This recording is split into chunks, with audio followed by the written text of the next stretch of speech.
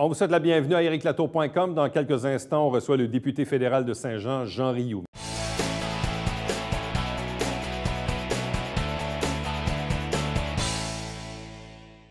On est à quelques semaines du déclenchement des élections fédérales, surtout dorénavant qu'elles sont à date fixe. Avec nous pour en parler, le député de Saint-Jean, pas encore le député sortant, parce que les élections ne sont pas déclenchées, le libéral Jean Rioux. Bonsoir et bienvenue. Bonsoir.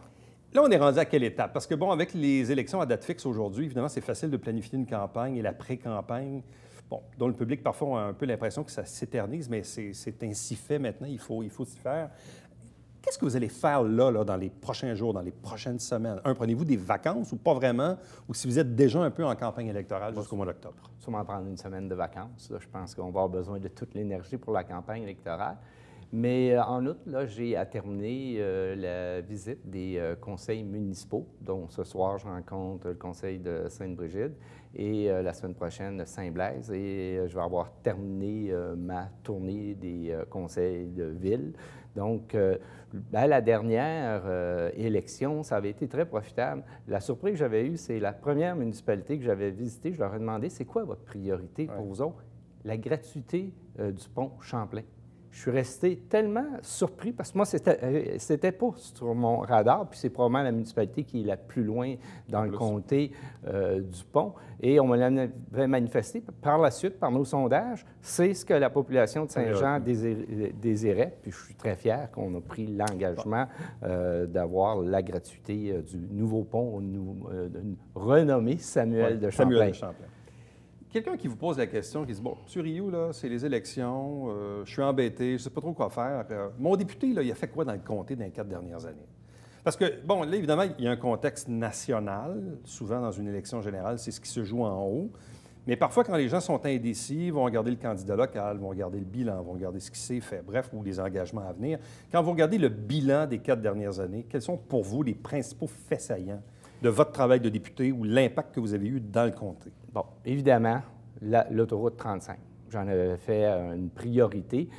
Comme je disais souvent, je l'ai commencé au provincial, je veux la terminer au fédéral. Donc, j'ai talonné le gouvernement provincial autant que mon gouvernement pour s'assurer d'avoir le financement, pour avoir cet axe entre Boston et Montréal qui soit fluide et principalement pour la région du Richelieu.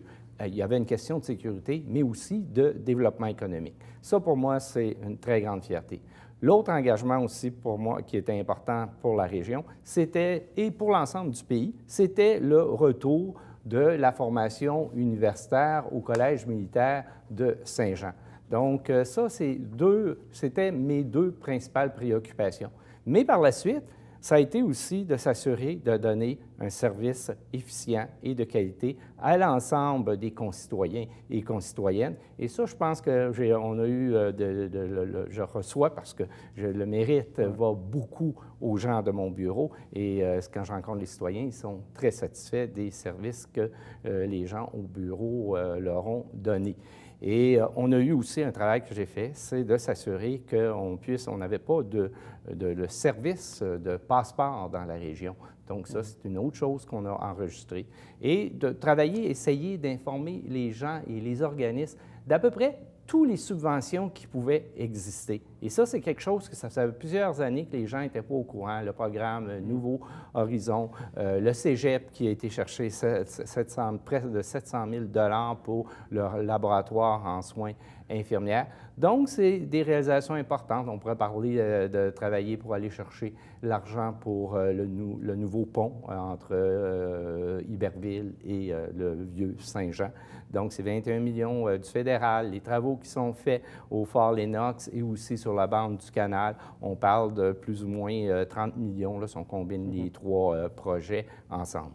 Qu'est-ce qui reste à faire maintenant? Parce qu'une campagne, on fait notre bilan, mais en même temps, on dit OK, mais là, si les libéraux sont réélus, puis encore une fois, il y a des enjeux nationaux. Est-ce que le prochain gouvernement va être un gouvernement libéral, conservateur, minoritaire, majoritaire? On verra évidemment le soir de l'élection.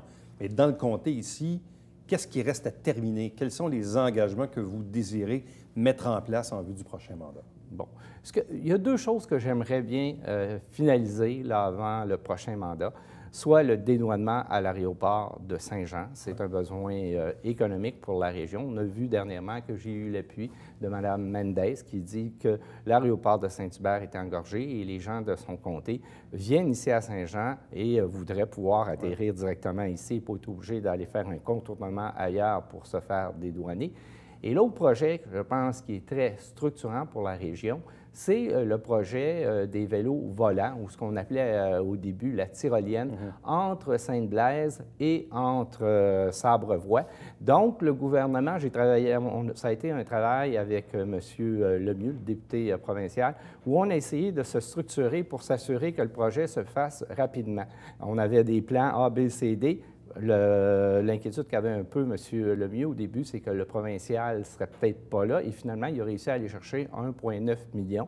On sait que Mme Joly, la ministre du Tourisme au fédéral, a annoncé un nouveau programme et elle s'est clairement identifié que ce projet-là est le projet structurant pour la région et qui devrait être un produit d'appel et qui va dans les critères de son nouveau programme, soit d'être en région, produit du terroir et aussi on puisse qu'il soit exploitable durant l'hiver. Bon, au niveau des enjeux nationaux maintenant, parce que l'impression qu'on a comme public, c'est que M. Trudeau et les libéraux, vous avez volé un peu sur une lune de miel qui a duré. Normalement, ça dure 1 an, mais dans le cas du gouvernement, on dirait que ça a duré 3 ans. Il y a eu les pépins avec SNC-Lavalin, les 2 ministres qui ont ultimement démissionné. Ça a fait mal, peut-être pas tant au Québec comme dans le reste du pays. En tout cas, ça a eu un impact dans les sondages. Il y a le Bloc québécois, qui a un nouveau chef quand même, qui a ressurgi aussi dans les sondages. Bref, on risque de dépeindre le Parti libéral comme étant un gouvernement qui a beaucoup dépensé d'argent, qui a endetté le pays davantage. Qu'est-ce que vous allez répondre aux gens quand ils vont vous poser cette question-là? Ils vont dire, oui, mais vous avez dépensé beaucoup, vous avez endetté le pays. Qu'est-ce que vous allez dire à ça? Juste rappeler la situation quand on est arrivé au pouvoir, on était en récession.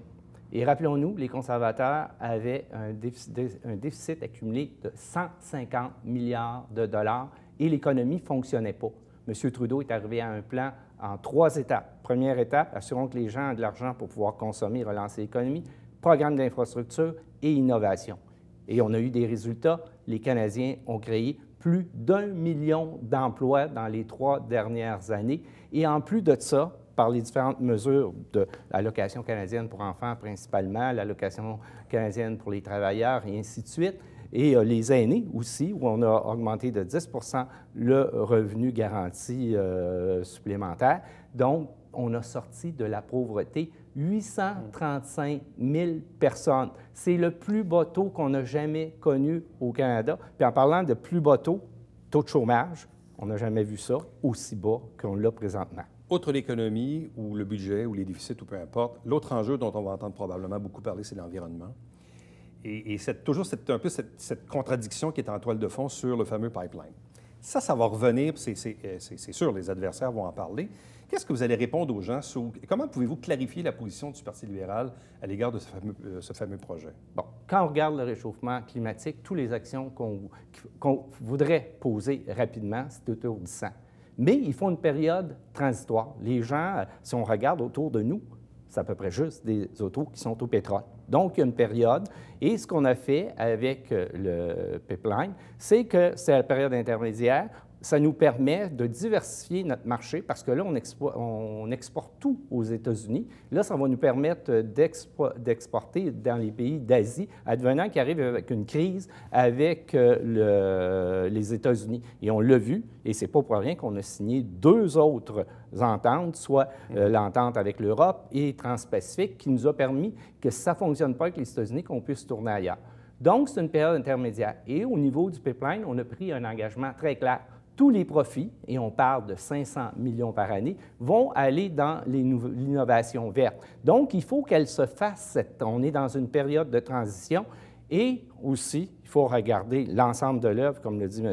Guilbeault, c'est que finalement, la mesure la plus structurante, et c'est confirmé par la Banque mondiale encore la semaine passée, de dire c'est la tarification de la pollution. Donc, les gens, voyant le prix des produits de carbone augmenter, bien, vont être obligés de faire des changements. Donc, les entreprises, les individus vont faire des changements, puis on va atteindre ainsi nos cibles de Paris. Puis je rajoute aussi la politique sur le plastique à utilisation unique qu'on va bannir à partir de 2021. Jean Rioux, merci beaucoup. Ça m'a fait plaisir. Bon été et au plaisir de se retrouver pendant la campagne électorale à l'automne. Sûrement qu'on va se rencontrer.